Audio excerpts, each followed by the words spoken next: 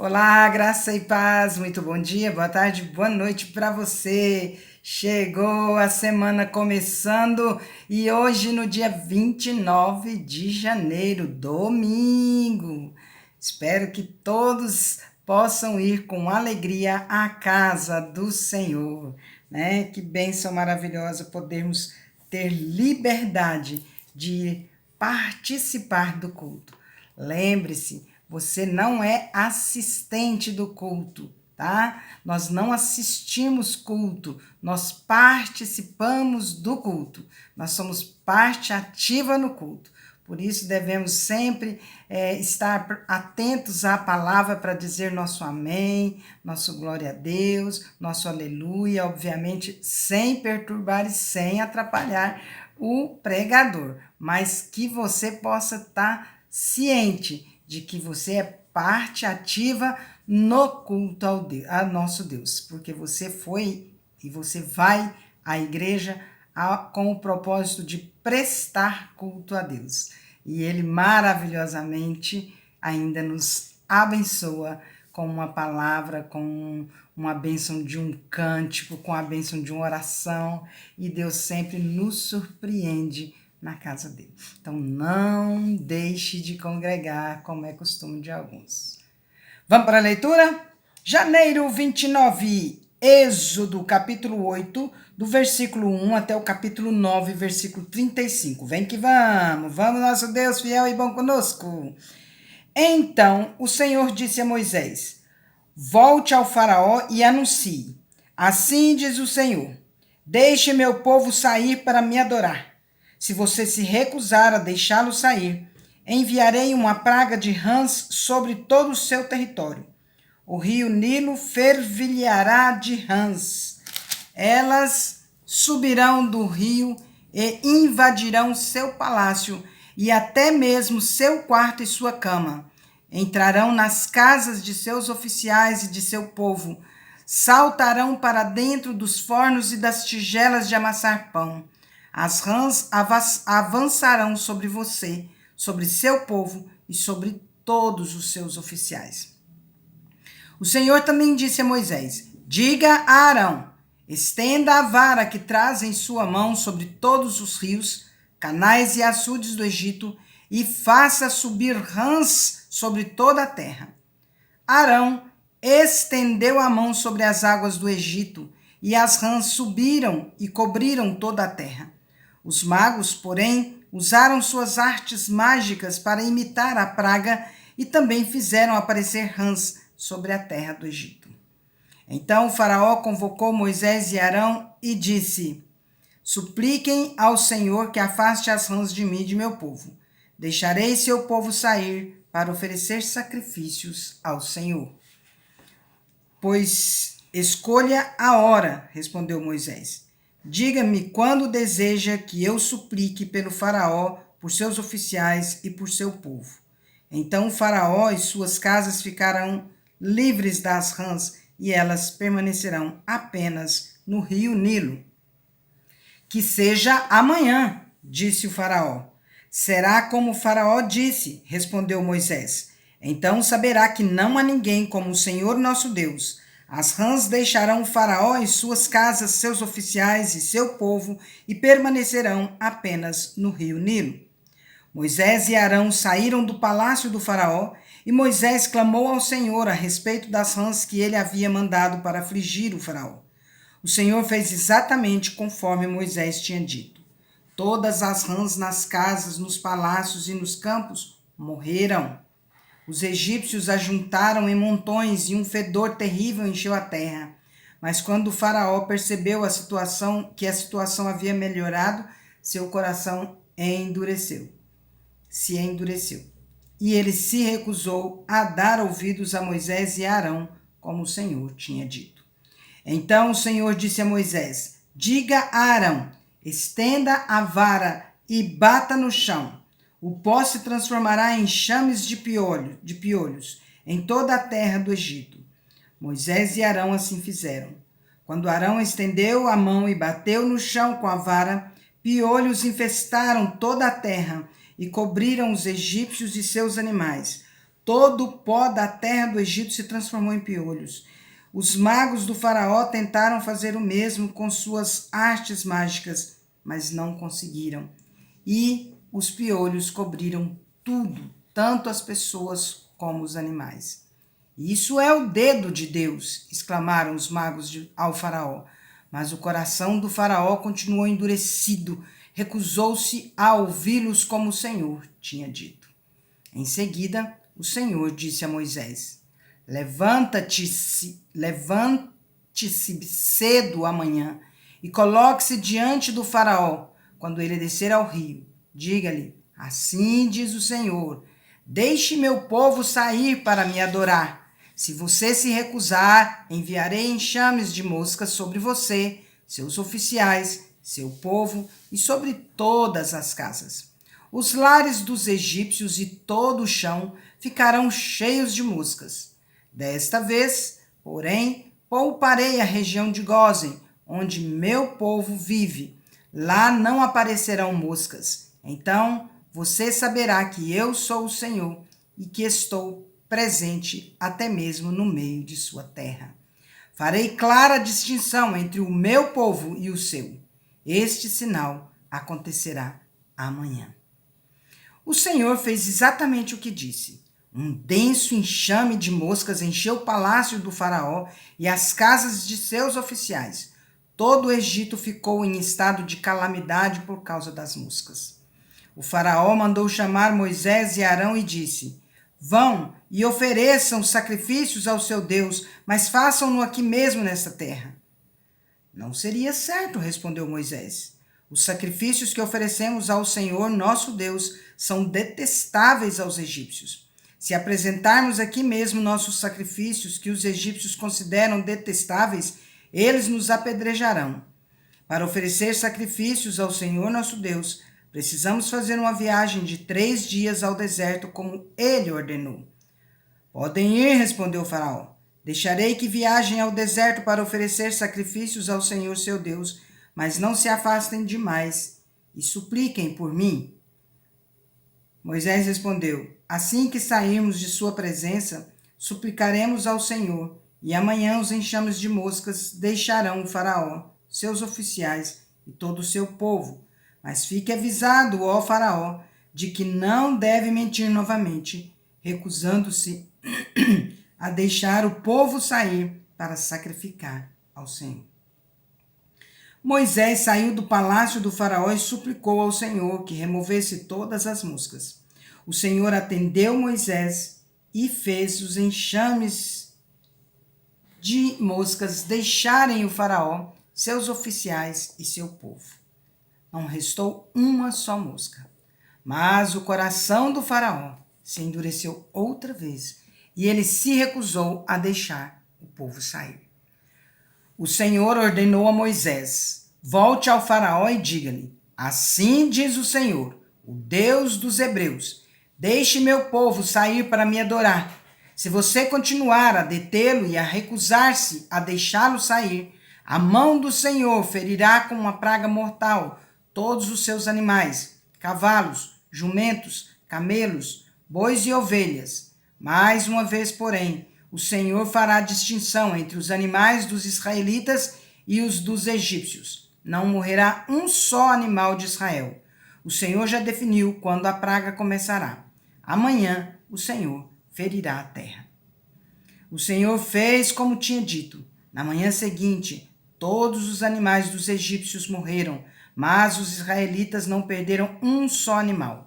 O faraó mandou investigar e confirmou que o povo de Israel não havia perdido um só animal. Ainda assim, o coração do faraó permaneceu endurecido e ele continuou se recusando a deixar o povo sair.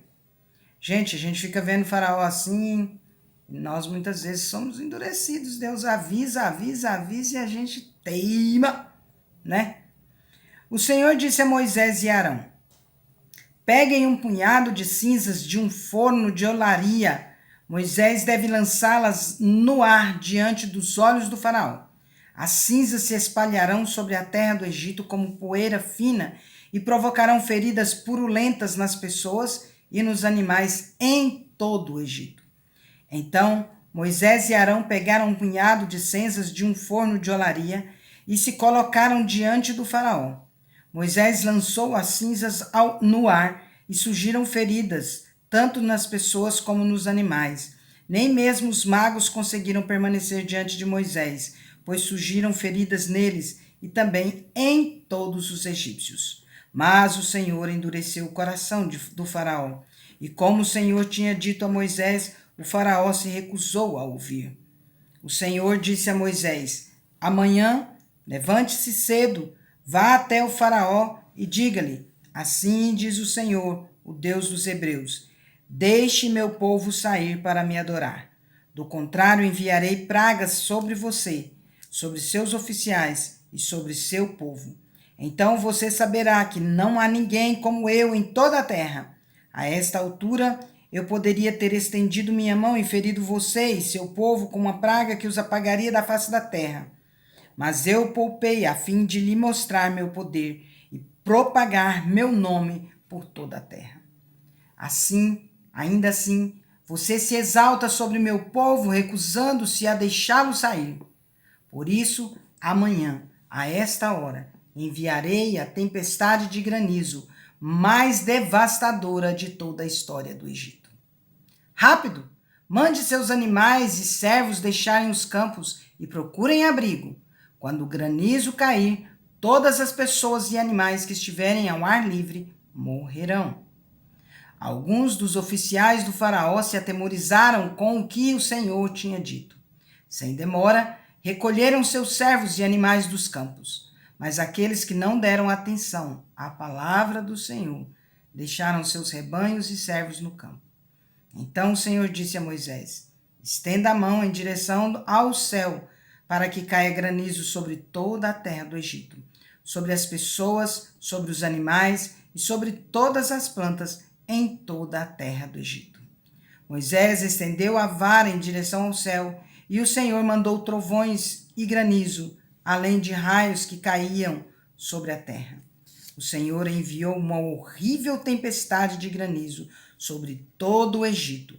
Nunca em toda a história do Egito houve uma tempestade como aquela com granizo. Granizo. Se eu falei granito, eu falei errado aí, tá, gente? Granizo. Tão devastador e raios tão constantes. A chuva de granizo deixou toda a terra do Egito em ruínas. Destruiu tudo o que estava no campo, tanto pessoas como animais e plantas, e até mesmo as árvores foram despedaçadas. O único lugar em que não caiu granizo foi a região de Gósen, onde vivia o povo de Israel. Então o faraó mandou chamar Moisés e Arão. Desta vez eu pequei, disse ele. O Senhor é justo e eu e meu povo somos culpados. Por favor, supliquem ao Senhor que ele ponha fim à tempestade horrível de trovões e granizo. Já chega e os deixarei ir. Não precisa mais ficar aqui. Moisés respondeu: assim que eu sair da cidade, estenderei as mãos ao Senhor. Os trovões e o granizo cessarão, e o faraó saberá que a terra pertence ao Senhor. Mas sei que o faraó e seus oficiais ainda não temem ao Senhor, o Senhor Deus. Todo o linho e a cevada foram destruídos pelo granizo, pois a cevada estava na espiga e o linho em flor. O trigo comum e o trigo candeal, porém, foram poupados, pois ainda não tinham brotado do solo. Moisés deixou a corte do faraó e saiu da cidade. Quando estendeu as mãos ao Senhor, os trovões e o granizo cessaram e a chuva torrencial parou.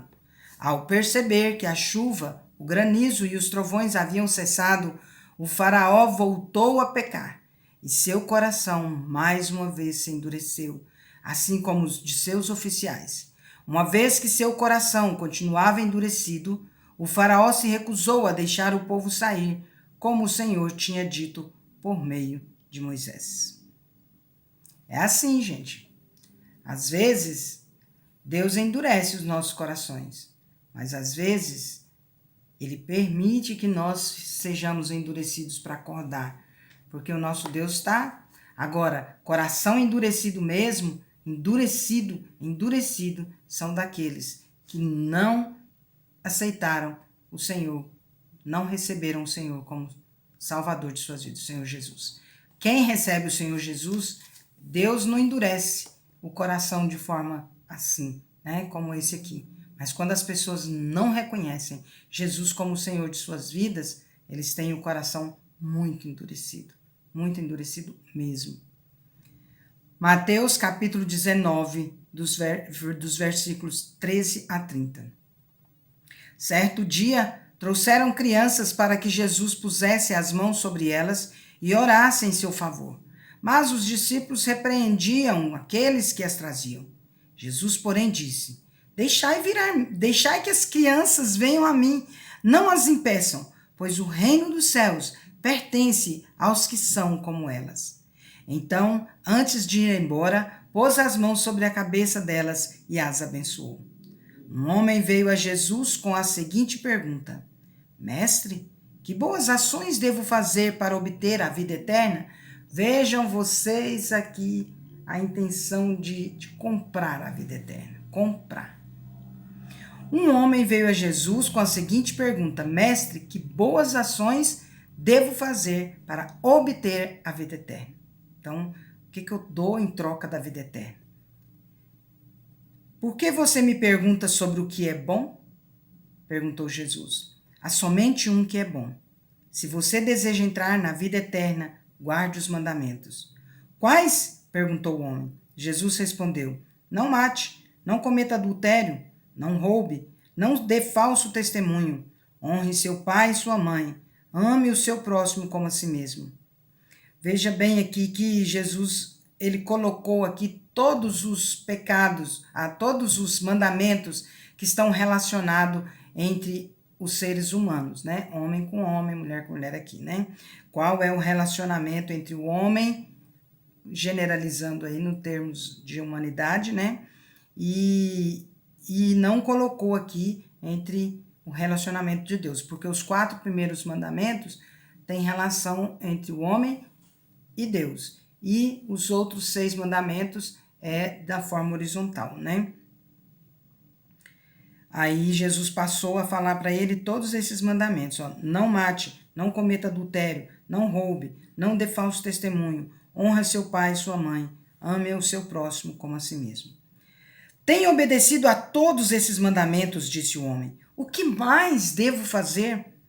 Jesus respondeu: se você quer ser perfeito, vá, vende todos os seus bens e dê o dinheiro aos pobres. Então você terá um tesouro no céu. Depois venha e siga-me. Aí Jesus tocou na ferida dele, hein? Quando o rapaz ouviu isso, foi embora triste, porque tinha muitos bens. O Deus dele não era o Deus do céu, o Pai de Cristo, né? Não era. O Deus dele era o dinheiro. Então Jesus disse a seus discípulos: eu lhes digo a verdade, é muito difícil um rico entrar no reino dos céus. Digo também, é mais fácil um camelo passar pelo buraco de uma agulha que um rico entrar no reino dos céus. Só para que haja um entendimento aqui, obviamente que a gente pode entender camelo aqui como o animal, né? Porque é difícil ele passar. Mas também um nó que era dado nas navegações, né? Nas embarcações, era conhecido como camelo. Então, portanto, aquele nó passar ali no buraco de uma agulha também era complicado, né? Era muito grossa aquela corda chamada camelo, na verdade. Digo também, é mais fácil um camelo passar pelo buraco de uma agulha que um rico entrar no reino de Deus. Ao ouvir isso, os discípulos ficaram perplexos e perguntaram: então quem pode ser salvo? Jesus olhou atentamente para eles e respondeu: para as pessoas isso é impossível, mas tudo é possível para Deus. Eu falei um nó, mas era uma corda que amarrava, tá? A corda conhecida como camelo. Então Pedro disse: deixamos tudo para segui-lo. Qual será a nossa recompensa? Jesus respondeu: eu lhes garanto que quando o mundo for renovado e o Filho do Homem se sentar em seu trono glorioso, vocês que foram meus seguidores também se sentarão em 12 tronos para julgar as 12 tribos de Israel.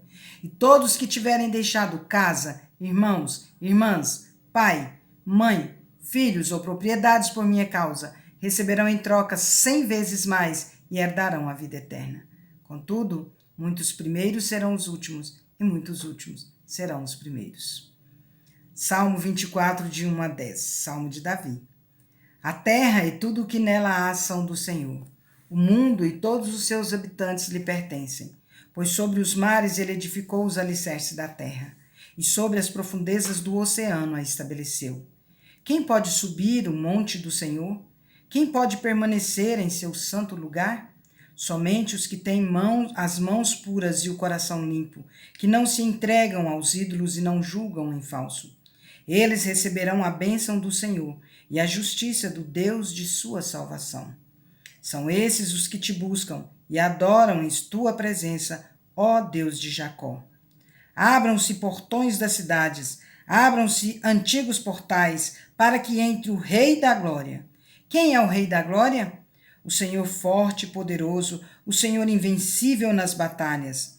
Abram-se portões da cidade, abram-se antigos portais, para que entre o Rei da Glória. Quem é o Rei da Glória? O Senhor dos Exércitos, ele é o Rei da Glória. Provérbios capítulo 6, versos aqui, 1 a 5.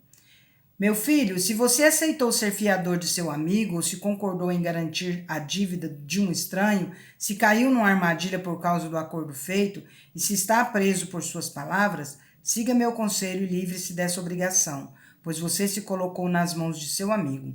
Procure-o, humilhe-se e insista com ele. Não deixe para amanhã. Não descanse enquanto não resolver essa situação.